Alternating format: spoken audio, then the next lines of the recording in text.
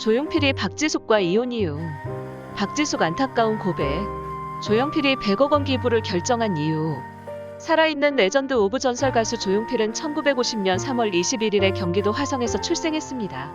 얼마 전에 생일이 지나셨네요. 이제 환갑을 훌쩍 넘어 69세의 나이가 되신 조용필 님이십니다.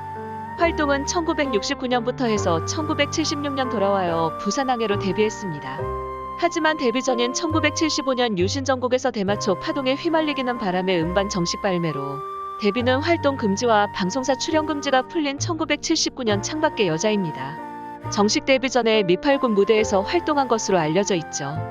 1979년 창밖의 여자에서부터 고추잠자리 비련친구여 어제, 오늘, 그리고 나는 너 좋아 단발머리 허공 등으로 SBS가 생기기 전 MBC와 KBS의 가요대상을 휩쓸던 조용필이었는데요. 1980년대 중반 후에도 숱한 히트곡을 냈음에도 조용필이 대상 수상을 거부했죠. 1980년대에 절대적 인기를 누리던 조용필은 오빠 부대란 말을 처음 만들어낸 장본인기기도 합니다. 조용필이 가는 곳에는 소녀들이 때로 몰려와 무대 위에 조용필을 보며 비명을 질러댔죠. 팬클럽이 생긴 거의 최초의 가수가 조용필일 테고요. 그분들이 이제는 다 50대 이상이 됐겠네요. 절정의 인기를 구가하던 중에 조용필은 1984년에 박찬전 신민당 국회의원의 셋째 딸 박지숙과 결혼식을 올립니다. 조용필은 26살, 박지숙은 19살 여고생이던 1975년부터 두 사람은 벌써 오랜 시절을 교제해왔다고 합니다. 조용필 박지숙은 약혼 4년 만에 몇 차례 결혼식을 번복하다가 1984년 산사에서 비밀 결혼식을 올리게 되지요.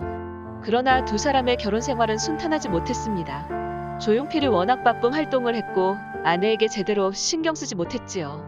당시 조용필 첫 번째 결혼식은 경기도 남양주의 봉선사에서 거행된 비밀 결혼식이었습니다. 기자들 몇 명 보는 앞에서 신부가 면사포도 쓰지 않고 후다닥 치른 결혼식이었기에 많은 사람들이 의아해했죠. 예를 들어서 조용필은 자신의 첫 번째 결혼에 대하여 이렇게 언급합니다.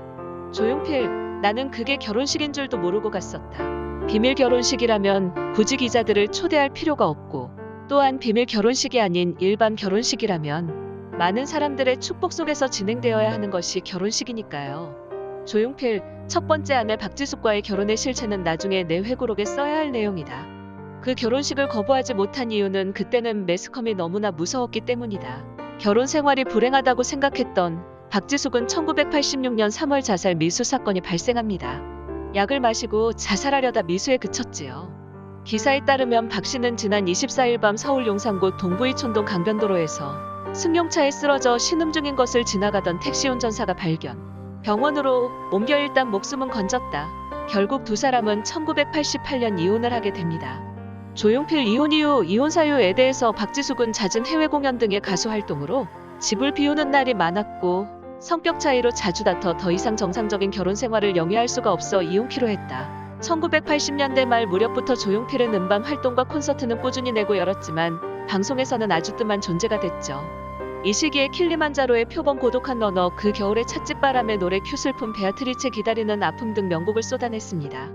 음반과 공연 활동을 꾸준히 하는 동안에 조용필은 1994년 미국 교포로 로비스트 출신이자 자산가인 안진현 씨와 결혼해서 첫 결혼과는 다른 좋은 금슬을 보였지만 1999년에 심장병에 걸린 안진현 씨가 투병 끝에 2003년에 끝내 사망에 이르게 됩니다.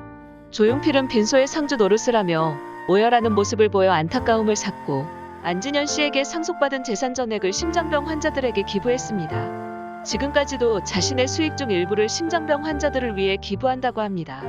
이 밖에도 겉으로 드러내지 않아서 그렇지 1년에 기부하는 금액이 수억 원을 상회하며 이제껏 100억 원 넘게 기부를 한 것으로 알려져 있습니다. 부인 안진현의 사망 이후 더욱 치과에 들어간 모습이기는 했지만 그래도 콘서트 활동은 꾸준히 했었고 2013년에는 신곡 바운스 반소 음악 순위에서 23년 만에 1위를 차지하며 관록을 과시했습니다. 4월에는 부르의 명곡 전설 조용필 편이 녹화가 된다고 하죠. 3주간 방송이 된다고 하는데 아마 1년 내내에도 조용필의 히트곡을 다 소화하지 못하지 않을까 싶습니다.